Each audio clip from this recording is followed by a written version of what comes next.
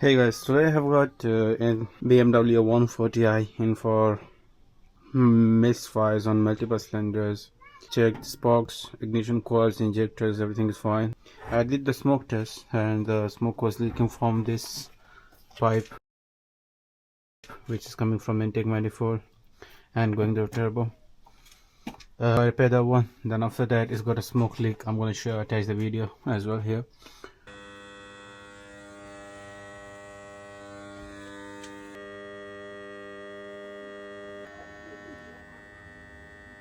It is leaking from intake manifold, so I'm gonna change the intake manifold.